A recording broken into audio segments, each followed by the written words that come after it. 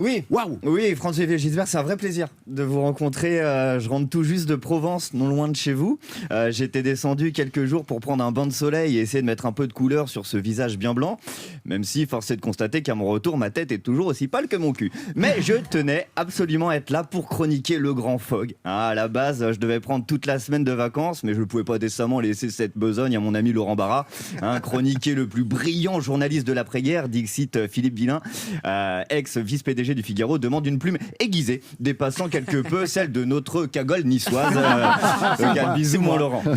Pour tout vous dire, ma jeunesse et ma relative inculture font que je ne vous connais pas tant pour vos années de patron de presse, que ce soit au Nouvel Obs, au Figaro ou au Point, et salut unanimement par toute la profession. Non, si je vous connais, c'est parce que je faisais partie des téléspectateurs assidus de votre émission Semaine Critique, diffusée il y a quelques années sur le service public. C'était moi.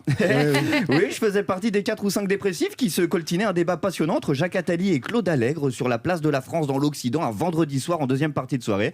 C'est d'ailleurs en regardant cette émission que je me suis dit à cette époque à moi-même, tiens Benache, il est temps de te faire des amis. Elle marchait bien l'émission. Elle marchait bien. Grâce à Nicolas Bedos. Nicolas Bedos en fin d'émission. Nicolas Bedos faisait des chroniques absolument somptueuses. Oui, que je regardais d'ailleurs sur YouTube pour dire vrai. Et quelques années. Non, vous auriez dû regarder l'émission quand même. Mais aussi, mais bien sûr. Oui, bien sûr. Je savais qu'avec Claude Allègre et Jacques Attali, il y a toutes les émissions, quasiment. Non, c'est pas vrai. C'est pas vrai. C'est pas vrai. Il y a beaucoup de fantaisie dans cette Tu veux pas faire ta chronique? Mais de toute façon, c'est une chronique fantaisiste, évidemment.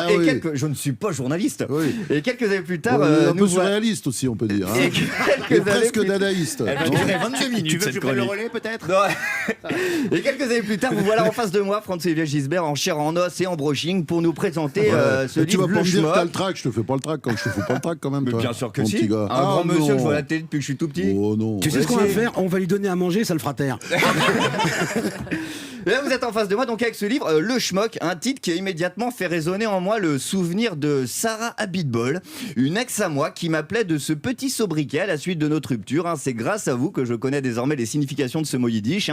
Un schmock, donc c'est un con, un salaud, ou un pénis pas très vigoureux.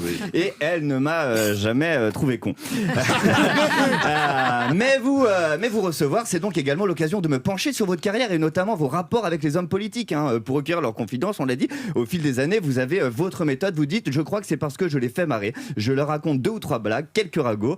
Quand je vais voir un politique de renom, je pense à tout ce que je vais lui raconter pour l'intéresser, pour l'accrocher. En clair, Fox, s'il était célibataire, il serait super bon sur Tinder. Moi, j'ai les mêmes méthodes avec les filles. En premier rendez-vous, je leur raconte 2 ou 3 blagues, quelques ragots. Sauf qu'au final, moi, quand je leur tends mon micro, c'est pas pour les faire parler.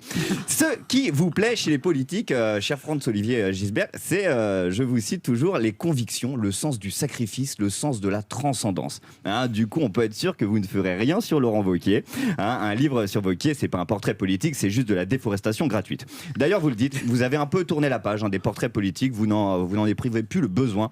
Arrêtez les portraits pour mieux écrire des romans, peindre la réalité, mais en la recouvrant d'un peu d'imaginaire. C'est un peu ça la recette François-Xavier Gisbert.